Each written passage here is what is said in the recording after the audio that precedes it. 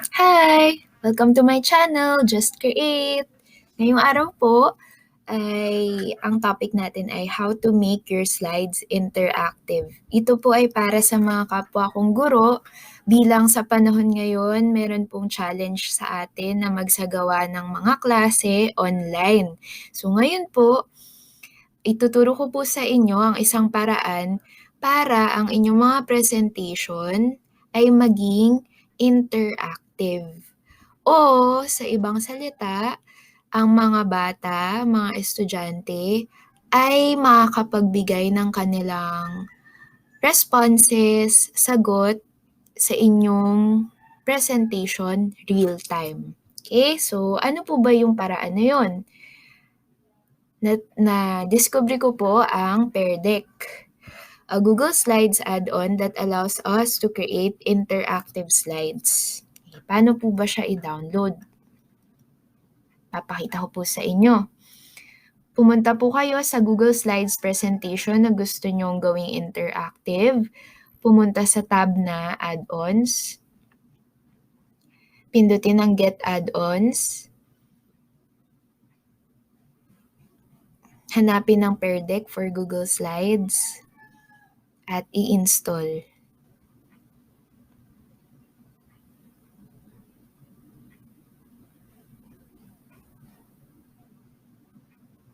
Okay. Hintayin lang po natin na ma-install ito. I-allow ang mga permissions na hinihingi. Yan. Done. Napakadali lamang po. Pag po na-install na po ang Pear Deck, lalabas po ang sidebar nito. Kung sakali man pong mawala ang sidebar, ma-close, nandito lang po siya sa add-ons, Pear Deck, Open Pear Deck add-on. Okay po?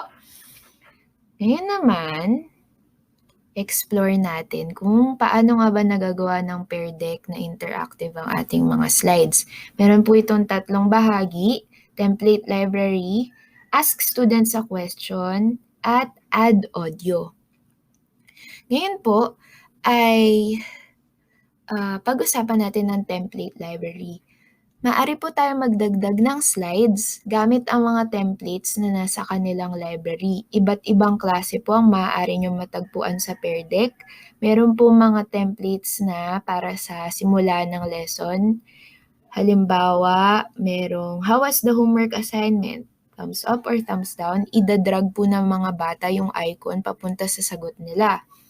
What do you wonder about today's topic? What did you learn from the homework? Pwede din naman po during lesson, meron din true or false.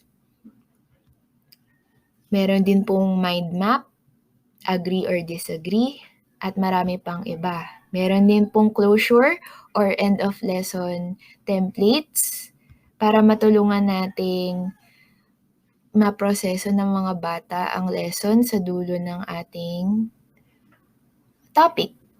Meron pong encircle how you are feeling, draw or type 2 things you learned in today's lesson. At meron pong how well did you like the lesson. At marami pang iba. Meron din pong ibang klase, critical thinking, na maaaring maging angkop para sa mas matataas na grado. I wonder how might I observe. Meron din pong social emotional learning. What is filling your bucket today and what's draining it? What do you think about today's topic? Did you find this lesson interesting and challenging? Meron din pong para sa iba't ibang subject tulad ng math, science, social studies. At meron din pong para sa mga bata. Fill in the missing letter, circle the items that start with a certain letter. Yan. Okay po. Ngayon po, magbibigay po ako ng isang halimbawa para makita po natin kung paano ito nag-work. Sample po, meron po tayong lesson sa CVCE Words. At gusto po natin malaman kung natutunan ba nila ang ating itinuro tungkol dito. During lesson, maaari tayong maglagay ng true or false template. Pindutin lamang po yun. At magagawa na po ng panibagong slide. Ngayon po, makikita natin na interactive na ang slide kapag nakita natin ang bar na nasa baba ng slide. Students choose an option. Halimbawa po, gusto nating tanungin, pwede natin itong i-edit. Magic E makes short vowel sounds long one. Okay, true or false ba yan? Ngayon po, ito po, ganito po siya sa perspektibo ng ating mga estudyante. Meron pa rin dyan po yung slide, makikita nila sa kanilang screen. Tapos, maaari silang pumili ng kanilang sagot doon sa tanong. Okay, yan po. Bukod po sa template library, maaari po kayong gumawa ng sarili ninyong slide.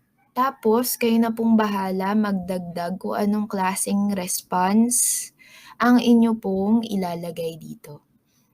Okay, halimbawa po, which of the following has a long U sound? Okay. Tapos, lagyan nyo po dito. Cut, cute,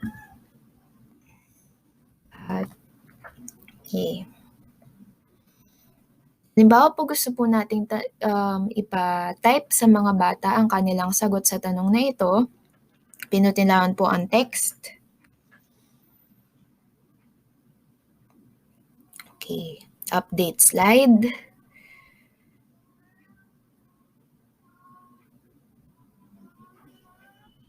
Yan.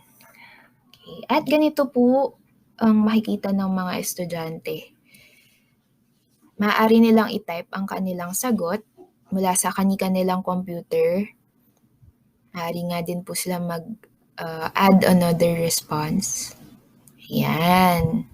Tapos, mamaya po pag pinresent nyo, maaari nyo na po itong makita at ipakita sa buong klase sa inyo namang mga screen. Ipapakita po yan sa inyo mamaya.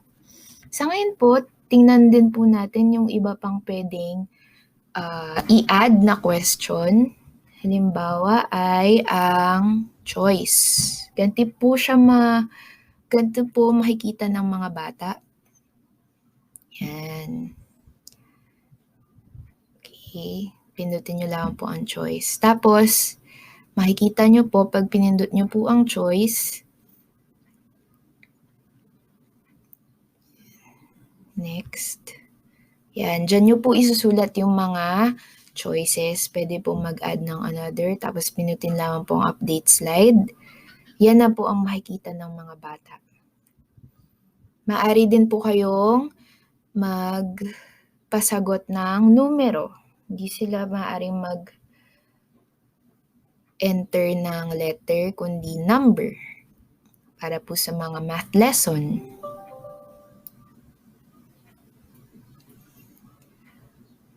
Okay. Next po, maaari din po kayong mag-embed o mag-add ng website sa inyong mga presentation. Pinutin lang po ang website na icon sa Pear Deck sidebar. Tapos, dito nyo po i-copy-paste yung URL ng website na gusto ninyong ipakita sa mga estudyante. Tapos magkakaroon po ng preview ng website kung secure po yung website. Okay. Halimbawa po ay ito. Nandito pa rin po yung mismong slide.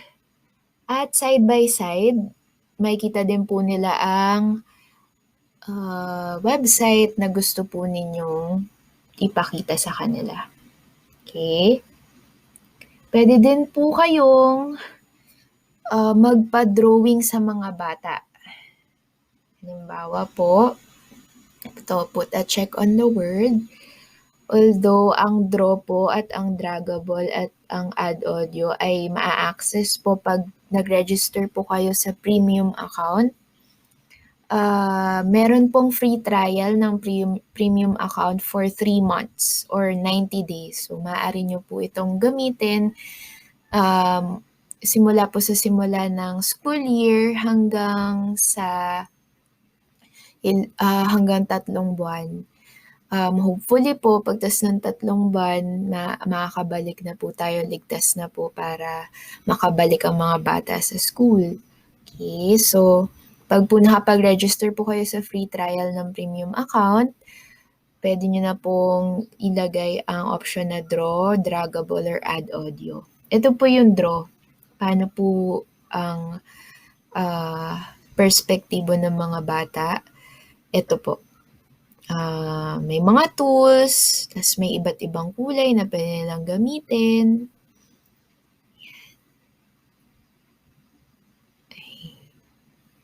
Yan. Ito naman po yung halimbawa ng draggable. Ito po. Same question. Meron lang po silang icon na ida-drag papunta sa kanilang sagot. Okay. Yan po. Pagkatapos nyo pong mag-add ng mga questions sa inyong mga slide, tumungo naman po tayo sa pag-a-add ng audio sa inyo pong presentation. So, halimbawa po, meron po kayong spelling activity, may ginawa po kayong slide for it, ng instructions, add nyo lang po, pindutin nyo lang po ito, tapos maaari na po kayong upload ng recording. Ito pong halimbawa ng makikita ng mga estudyante.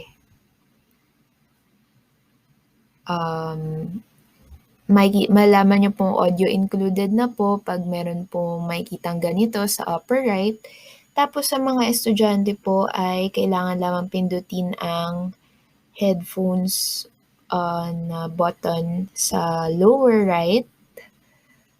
Tapos po pindutin ang play. Tapos magpe-play na po yung in-upload yung recording. Ayun po. Ngayon po, kunyari po, tapos na po kayo sa inyong presentation. Paano nyo po ito ipe-present sa mga estudyante? Napakadali lamang po. Una po, choose the setting for student login.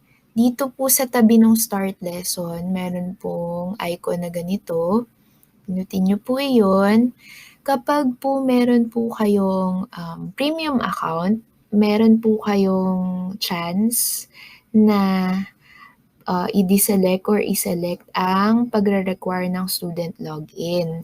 Yan po, pag po naka-premium account po kayo, pwede nyo pong i-require ang mga estudyante nyo na mag-login gamit ang kanilang Gmail account para po sa inyong teacher's dashboard, makikita nyo po kung sino ang sumagot ng particular na sagot na ito. So makikita nyo po kung sino ang may sagot sa ganito, sino may sagot sa ganyan, maaari nyo pong balikan. Okay. Ngayon po, pwede nyo rin naman po i-deselect yan. Pag po ganun, hindi na po nila kailangan mag-login using their email. They will just be assigned random animal icons. Tapos, makakasagot na po sila. Okay. Ito po yung kapag ipe-present na po natin sa mga estudyante. Siyempre po, kailangan nyo pong i-select or deselect kung if you will require student logins. Tapos, click Start Lesson on the Pear Deck sidebar. Meron pong lalabas na dialog box wherein you will have to choose if you want it to be a student-based activity or instructor-based activity. Student-based activity po ay sa ibang salita ay isang asynchronous activity kung saan ang mga bata at estudyante po ay maaaring maka-access at makapagsagot, click ng next sa presentation on their own. Okay? Sa sarili po nilang oras, sarili po nilang pace. Pwede rin naman pong instructor-paced activity or in other words, synchronous activity kung saan ang teacher po ang makakakontrol real-time kung kailan po i-next ang presentation, yung pace, yung mismong discussion, at ito po ay kumbaga nasa iisang online class po kayo ng sabay-sabay. Okay, so halimbawa po gusto nyo pong gumawa ng isang synchronous online class, pindutin lang po ang instructor-based activity. Ayan. So, ito na po yung tab kung saan mailo-launch ang presentation ninyo bilang teacher. Okay, tapos lalabas po kung paano makakapag-access ang mga bata sa inyong presentation. Maaari po silang pumunta sa joinpd.com at i-input ang code na lalabas dito. O di kaya ay maaari nyong pindutin ito, give students a link, tapos makakopy na po sa inyong clipboard ang link at pwede nyo pong i-post sa Zoom or Google Meet, chatbox, o kung saan man pong platform ang ginagamit nyo para ma-message ang inyong mga estudyante. Okay, so halimbawa po, gawin po natin yung joinpd.com. Okay. joinpd.com. I-enter po nila ang code FZPXC. Automatic na po na makakapasok sila sa presentation.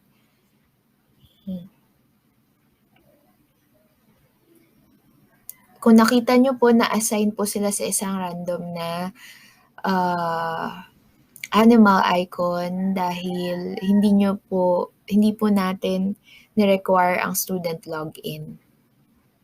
Okay. So ngayon po, kiniklik ko po ngayon yung next. Dahil po instructor-based ang pinili natin, hindi po gumagana sa parte ng student. Hindi po niya maililipat ang presentation, ang slide. Okay, so ngayon naman po ipapakita ko po sa inyo ang isang halimbawa ng isang actual class na gumamit ng Pear Deck presentation. Okay? So una po gumamit siya ng features that ask students a question. Okay, una pong tanong sa presentation, halimbawa, if you're gonna adopt a pet, what would you name it? So, ang teacher po ang ito po ay isang instructor-based activity.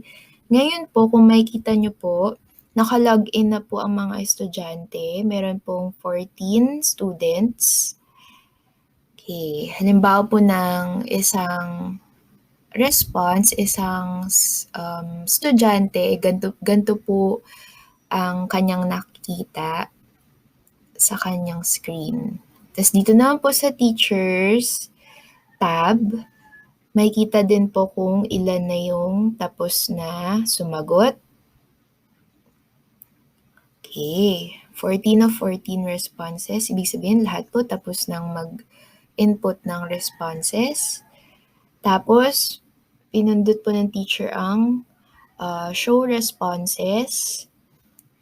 Pag pinindot po niya yun, makikita po sa screen kung ano-ano po yung sagot ng kanyang mga estudyante. Makikita din po ito ng mga estudyante. Okay, so maaari nyo na pong pag-usapan kasama ng buong klase kung ano-ano po yung mga naging sagot ng kanilang mga kaklase. Okay. Sunod. Ito naman po ay isang, yun pong nakaraang tanong ay isang open-ended question. Ngayon naman po ay multiple choice question. Okay. So kung nakikita nyo po, nakikita po ng guro kung ilan na ang nakakasagot.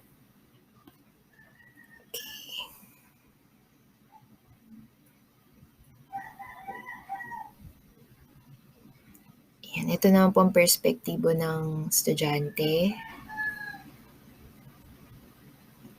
Okay. Maaari din po ipakita ng teacher ang mga sagot. Kung makikita nyo po, hindi po nakikita ng klase kung sino ang sumagot ng isang specific na question. Ayan po. Ito naman po isang example ng draggable question.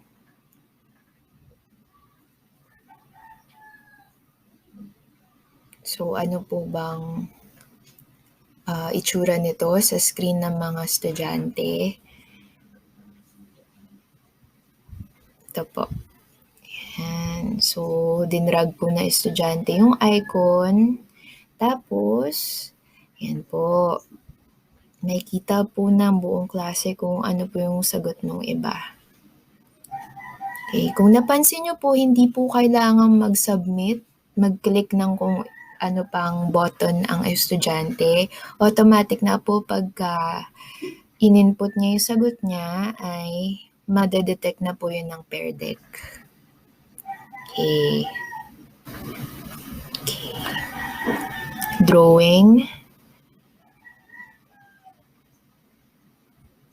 Okay.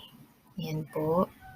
Maaari nyo ipakita sa buong klase ang drawing ng kanilang mga kaklase.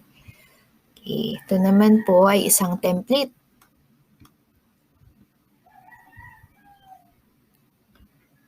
Okay.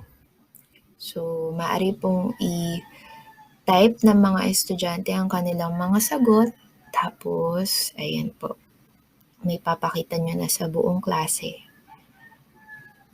Ulitin ko po, hindi po makikita ng klase kung sino ang sumagot. So, hindi po mahihiya ang mga estudyante na sumagot dahil hindi naman makikita sa screen kung sino ang sumagot nito.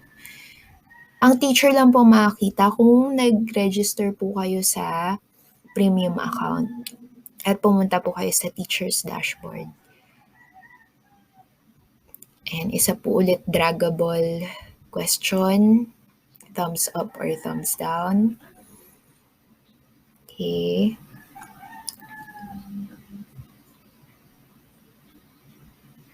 Ayan. Nakita nyo po ulit kung ang buong klase ba ay nagkakaisa na naintindihan ang tanong at ang kwento. Dito naman po makikita nyo rin po kung ayan, sino-sino po ang may ibang sagot. Okay. Ayan, meron pong iba nag-thumbs up, may iba nag-thumbs down. So, maaari nyo po itong paghugutan ng diskusyon. Okay. Ayan, closure. Okay. Yun po ang halimbawa ng isang Pear Deck presentation. Okay, base po sa sarili kong karanasan sa paggamit ng Pear Deck for Google Slides, ito po yung aking mga na-realize. Meron po siyang strong points. Unang-una po, it allows cohesion of various elements within one presentation. So, kung gusto po nating magpakita ng iba't ibang klase ng activity o platform sa isang presentasyon, maaari po natin itong gamitin at mami-minimize po yung pagpunta-punta ng mga estudyante sa iba't ibang tabs. Kasi po, dito po sa Pear Deck, maaari na po kayo mag-embed ng website at magkaroon din po ng iba't ibang klaseng responses. So, nasa iisang presentation na lang po lahat. At kung may link man po na naka-embed, maaari lang din po nilang pindutin ang link dun sa mismong presentation. Okay? At ito din po napakahalaga, can facilitate student engagement and quick feedback. Okay, so sa isang diskusyon po, 'di ba kung face-to-face po, madali po nating matatanong kung ano yung mga nasa isip nila.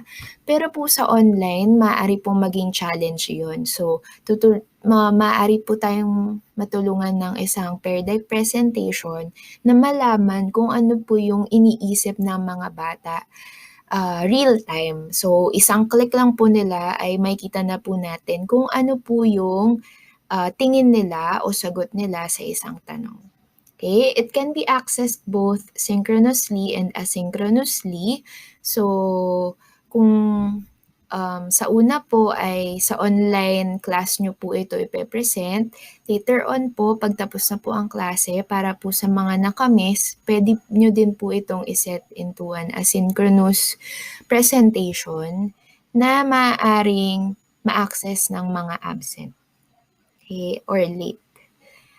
Templates are diverse and readily available, as the interface is also simple yet visually appealing.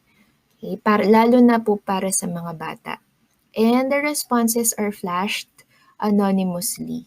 Okay, so hindi po mahihiya ang mga bata na ipaalam sa atin ang kanilang naiisip dahil hindi naman po mafa-flash kung sino po ang nagsagot ng sagot na ito. Okay, meron din po syempre limitations. It cannot be accessed offline. So, pwede pa rin naman pong i-download mula sa Google Slides ang presentation at ma-download ito bilang PowerPoint presentation, pero hindi na po masasama ang pagiging interactive nito. Okay, so kailangan po ng internet connection mula kay teacher at saka kay student para po experience niya yung pagiging interactive ng presentation niyo. The teacher's dashboard can only be accessed through a premium account. Same po with the drag and draggable and adding audio features of Pear Deck. Okay, so pero ang good news naman po ay may 90 days free trial po sila ng premium account. So, maaari niyo po itong magamit ng libre ng 3 buwan. Okay? Videos don't play on the student screen despite installing the Pear Deck Power Up extension. Okay? Tinry ko lang po mag-play ng video embedded within the presentation at hindi ko po alam kung ako lang po yun or naayos na ba, pero yun po yung natagpuan ko. Kailangan pong mapanood ng mga bata ang video mula dun sa mismong tab na pinapresent ni teacher. Okay, yun lang naman po. Sana po ay nakatulong ito. Mabigyan po kayo ng option na gawing mas interactive ang inyong mga lesson. Salamat po teachers at kaya po natin ito. Thank you!